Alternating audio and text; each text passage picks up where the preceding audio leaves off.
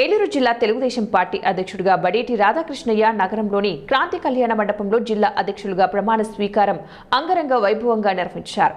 అదేవిధంగా ఉపాధ్యక్షులుగా జగ్గవరపు ముత్తారెడ్డి ప్రమాణ స్వీకారంతో పాటు జిల్లాలోని పార్లమెంటు కమిటీ సభ్యులంతా ప్రమాణ స్వీకారం చేశారు. ఈ సందర్భంగా బడేటి చంటి మాట్లాడుతూ జిల్లాలో తెలుగుదేశం పార్టీ నాయకులను కార్యకర్తలను సమన్వయంతో కలుపుకొని పార్టీ అభివృద్ధికి కృషి చేస్తానని తెలిపారు. పార్టీలో పనిచేసే నాయకులు గాని కార్యకర్తలు గాని ఎవరు కూడా బహిరంగంగా పార్టీ తరపున తమ రాజకీయ అనుభవాలను పంచుకోరాదని తెలిపారు.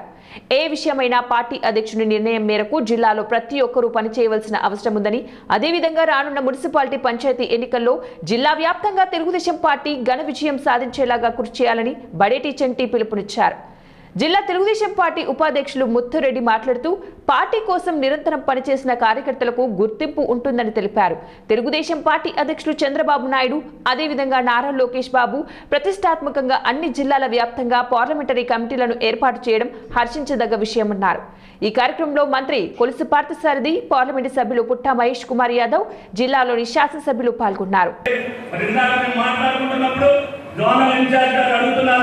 ఏదైతే బాబుగా ఉన్నాడో ఇన్ఛార్జి, ఏదైతే ఎక్కడైతే అవన్నీ కూడా అనుబంధ సంస్థ కమిటీలు ఉన్నాయో అవి పూర్తిగా ఇమీడియట్ గా చేయవలసిందిగా గౌరవ ఎమ్మెల్యేలు కానీ గౌరవ ఇన్ఛార్జి కానీ కోరుకుంటున్నాం.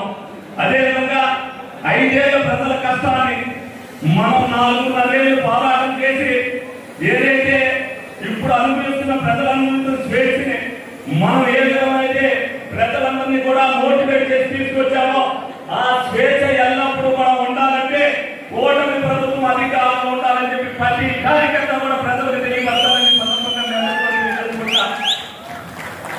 అదేవిధంగా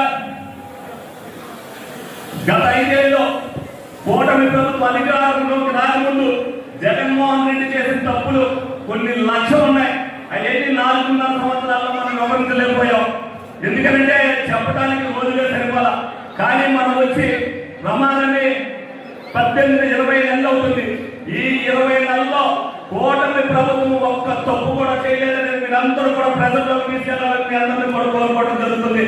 మనం ఇప్పుడు అనుభవిస్తున్న అధికారం మేము అవ్వచ్చు, మీరు మా ద్వారా అనుభవిస్తున్న అధికారం అవ్వచ్చు.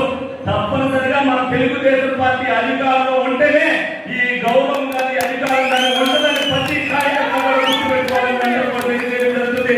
పార్టీకి అనేక మంది అనేక విధాలుగా మనకు సాయం చేస్తారు.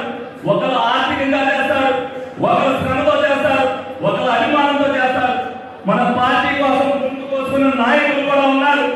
వాళ్ళ మనోభావాలు దెబ్బతినకోకుండా పార్టీగా గెలిచిన మేము కానీ మా నాయకులు కానీ వాళ్ళ మనోభావాలు దెబ్బతినకుండా పని చేయవలసిన బాధ్యత మా